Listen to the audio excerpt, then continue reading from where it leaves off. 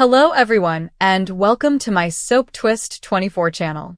I hope everyone is having a wonderful day.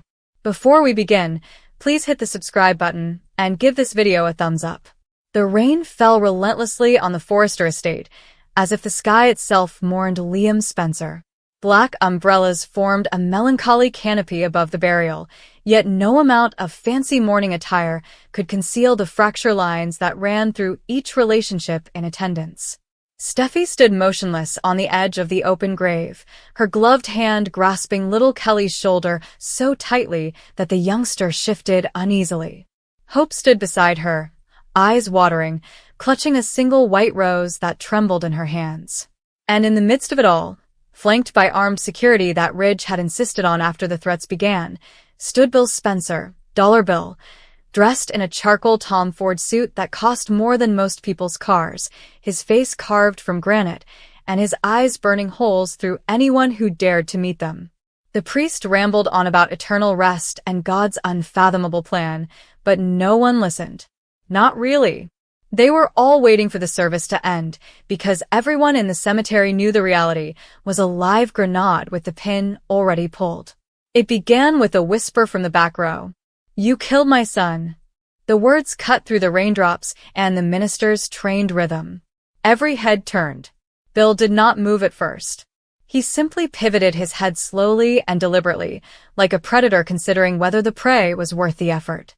Katie Logan stood behind a black umbrella, held by a junior publicist who appeared to be about to swoon.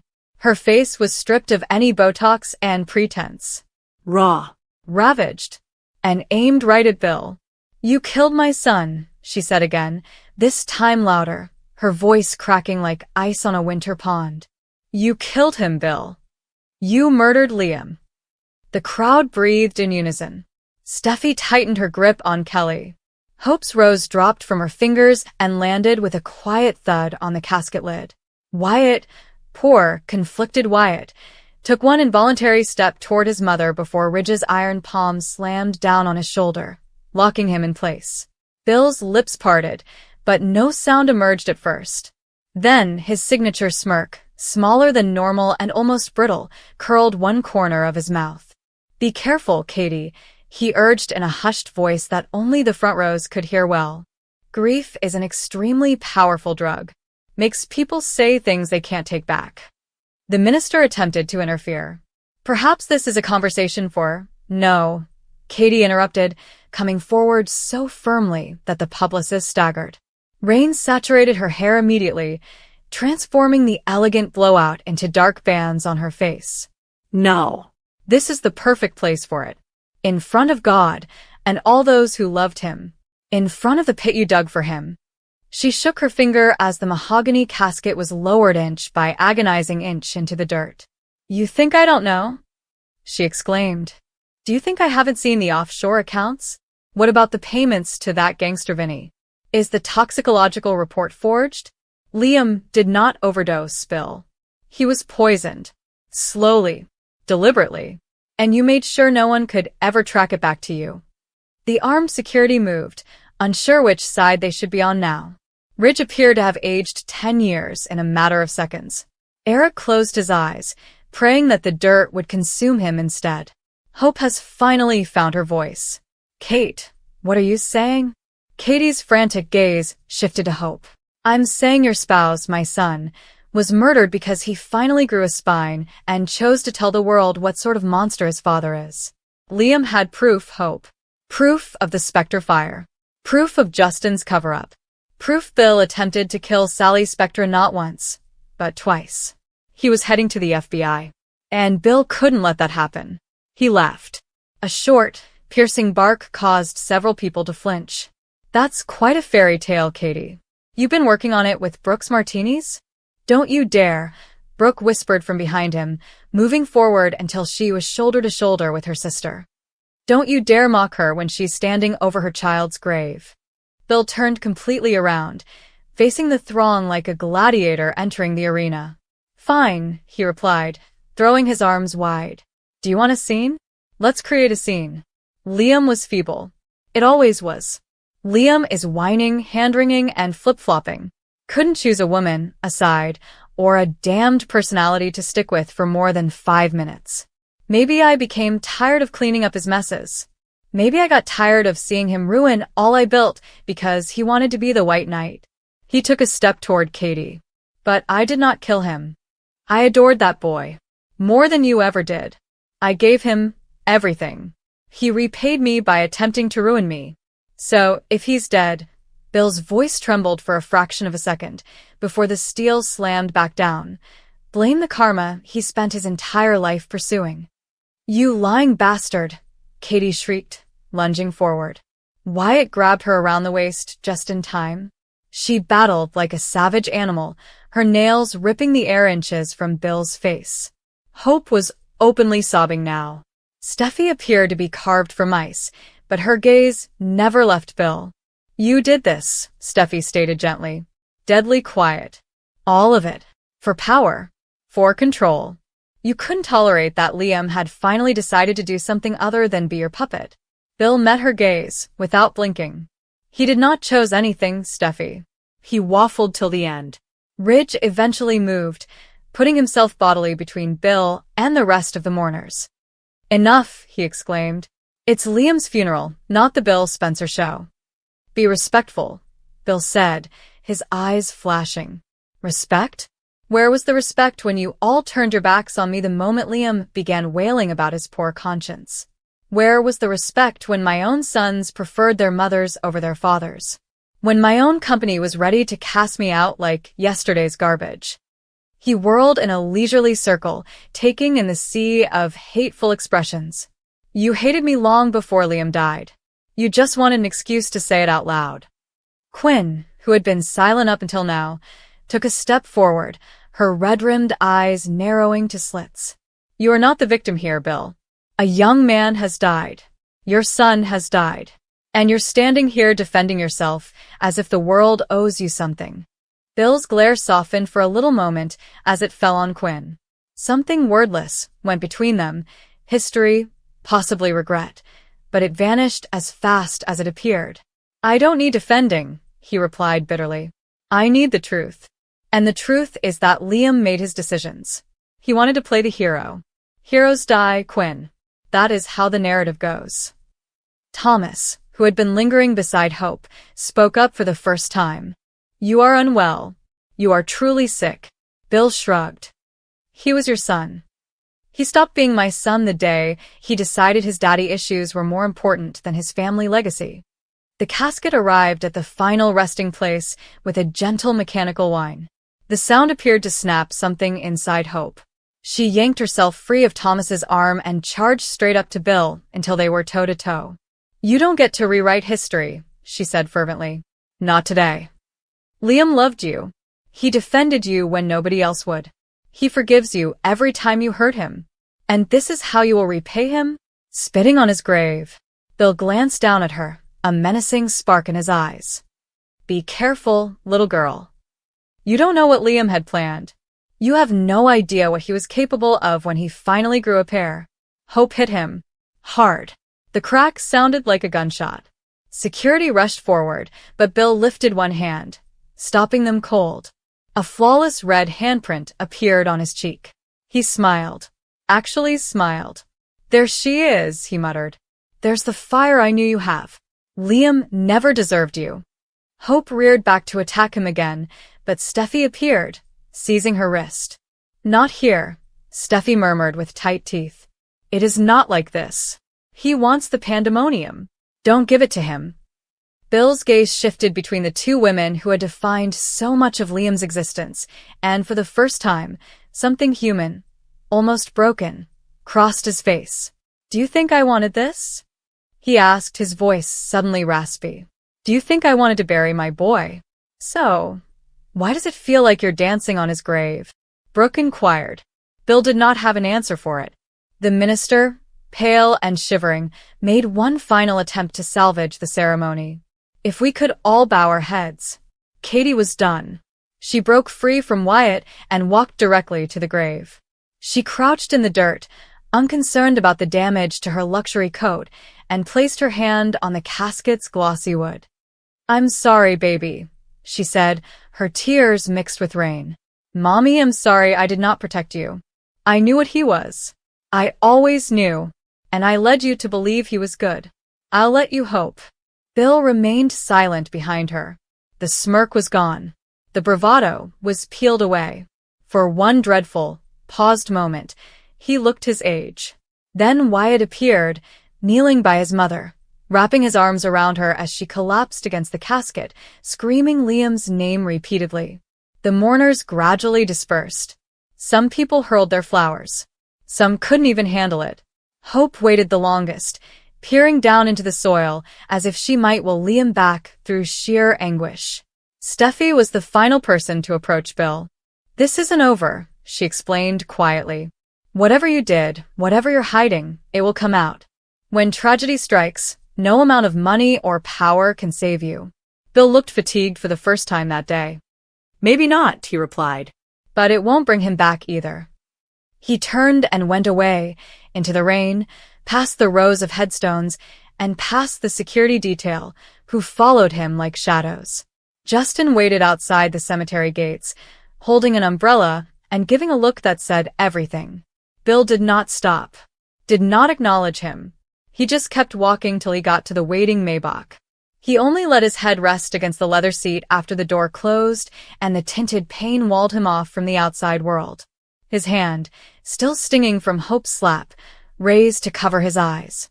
And in the darkness of that car, Dollar Bill Spencer, ruthless, impenetrable, untouchable, finally allowed himself to cry for the boy he would never see again. Bill wasn't sure if his tears were for Liam or the monster he saw in the glass mirror. Back at the burial, the grounds workers waited patiently for the final mourner to depart. But Hope never did. She remained till the rain stopped and the sky turned the color of bruises. She stayed till they started covering the hole with soil. She lingered until there was nothing left but a mound of fresh earth and a temporary headstone reading Liam Spencer, beloved son, father, friend taken too soon. Only then did she utter the things she couldn't voice at the service. "I understand what you were attempting to achieve, Liam. I know you were attempting to make things right. And I swear, on everything we ever were, I'll finish it for you." She pressed one more kiss to her fingertips before touching them to the cold stone. "Your father thinks he won," she replied, her voice firm now, hard as a diamond. "But he is mistaken. This is not the end. This is the beginning." Thunder rumbled across the Hollywood Hills in the distance, sounding like the laughing of gods who had witnessed this catastrophe 1,000 times. And in the city below, the battle for Liam Spencer's soul and the truth about how it was taken had only recently begun. Bill Spencer had been through crises before, business failures, corporate wars, and even near-death experiences, but none of them compared to what he faced as he stood outside the chapel, staring at the doors that separated him from the burial service within. The world outside those walls was bidding farewell to Liam, his son, his blood, the child he had reared, defended, argued with, and loved. Liam Spencer was gone, and Bill's heart was breaking beneath the weight of the reality. But what Bill had just learned, what had been disclosed only hours before, pushed him to levels of wrath and devastation he had never imagined conceivable. He wasn't simply grieving. He was infuriated. Inside the chapel, friends and relatives had assembled, united in their grief. Soft murmurs filled the air, and the emotional weight made every breath feel heavy. Steffi sat in the front, her hands quivering as she grasped a folded program whose glossy surface reflected the candlelight. Hope wiped her eyes several times, unable to focus on the photo of Liam beaming at her on the front of the tribute booklet. Wyatt stood near the aisle, attempting to remain composed and powerful for the sake of the others despite his own feelings. However, the silence broke when the doors burst open. Every head turned. Bill Spencer came into the chapel like a force of nature, his visage thunderous, his breathing harsh, his sadness fueled by rage. People squirmed uncomfortably in their seats. Others froze. A few whispered his name, astounded by the sheer force of his entry. Steffi stood up from her seat instantly. "Bill, don't," she whispered, sensing the tempest inside him before he spoke. But Bill was not listening to the warnings. He had reached the limit of what any man could withstand. His gruff, piercing voice rang through the cathedral like lightning. "He didn't just die," he yelled into the room. "He was killed." Gasps erupted. Hope dumped her program on the floor. Wyatt's eyes widened as dread gripped his features. Bill moved deeper into the room, his fists clenched so hard that veins bulged along his arms. "My son was murdered," he muttered, gazing at everyone in the room as if they were all somehow to blame. Hope shook her head, clearly shaking. "Bill, what are you saying?" "The accident. It was no accident." Bill snapped. "Have you heard me? It was not an accident. Somebody did this. Someone snatched my son from me." Tears ran down his cheeks as the truth hung in the air like smoke. The discovery broke through the quiet. Liam's death had already destroyed them all, but the thought of someone purposely ending his life felt like a second death, a new wound placed on top of the old. Wyatt came forward, attempting to soothe his father. "Dad, we need to talk outside," Bill shouted, his voice breaking. "Everyone in this room should know. Liam deserves to hear the truth." Bill's grief erupted uncontrollably. Until now, the family had assumed Liam's death was the consequence of a sad accident, something unexpected, senseless, and impossible to prevent. They were devastated by the loss, but there was no one to blame. There's no villain to face. There were no outstanding questions. But that fragile tranquility was shattered the instant Bill received the information he was now carrying inside him like a burning coal. He shifted his gaze to the front row, where Steffi had grown pale, her chest rising and falling fast as if she couldn't breathe. "Liam didn't just die," Bill said, his voice lowering to a tortured, guttural whisper. "Someone made sure he didn't come home that night." Steffi's lips parted, her speech barely audible. "Bill, please don't do this here." "This is exactly where I need to do this," the man responded. "It is my son's funeral. And if the truth isn't spoken now, what the hell are we doing?" Deacon, sitting several rows back, tensed, as if expecting a direct accusation. Finn crept closer to Steffi, his fingers touching her back in reassurance. Brooke clutched her hands tightly, glancing between Hope and Bill with horror in her gaze. Even Ridge, who is typically unafraid of Bill, kept a wary eye on him, sensing the potential instability seething underneath. Hope gulped hard, tears streaming down. "Bill, do the police know?" "They know enough," Bill replied.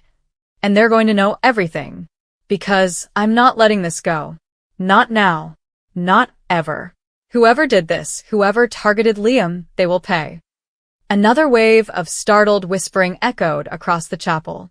The prospect of Liam being murdered turned everything upside down, changing the story everyone had been holding on to. The potential of foul play heightened anxiety, mistrust, and bewilderment.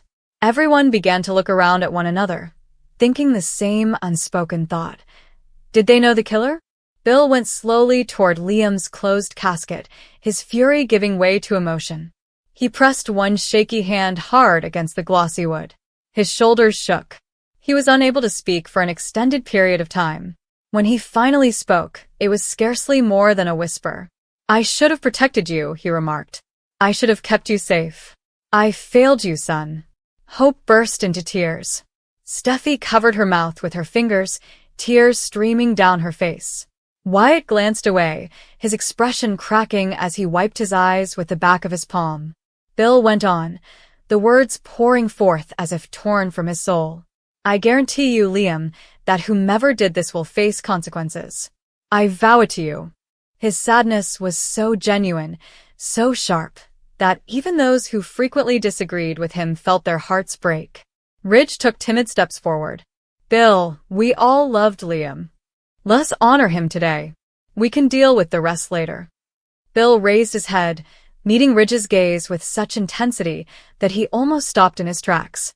"Do you think I'm going to sit quietly while everyone pretends it doesn't matter?" "I'm not burying my son with a falsehood," Finn said next, his tone kind. "Nobody is asking you to lie. But we need additional information. We need to figure out what occurred." Bill turned sharply toward Finn, and for a moment, it appeared like he may strike out. Finn's steady gaze, however, softened him slightly. "A witness came forward," Bill reported. "Someone saw something they shouldn't have." Someone who finally decided to speak. The entire room inhaled. And what they told me, Bill said, changes everything. Hope covered her face again, stunned. Steffi's eyes narrowed slightly, indicating worry. Or was it fear? Crossing her expression. What did the eyewitness say? Wyatt asked gently. Bill clenched his teeth, his silence heightening the stress. People leaned forward in their pews, unconsciously searching his face for answers. Bill gazed down at the casket. Liam was not alone when he died. Someone else was there. A dark and heavy mutter echoed around the room. Deacon shuffled uncomfortably. Brooke looked at him, sensing his guilt or fear. Finn wrapped one arm around Steffi. Ridge put a steadying hand on Hope's shoulder. Wyatt looked at Bill in bewilderment. Dad, are you suggesting that someone attacked him? Bill nodded sharply. Hope let out a choking sob. Yes. Steffi muttered. No, this can't be. It can't be true. Bill returned to the center of the room. I'm telling you right now, this wasn't a random tragedy. This was an act. Someone chose to end his life. He paused, allowing the words to settle into the audience. And I will find out who.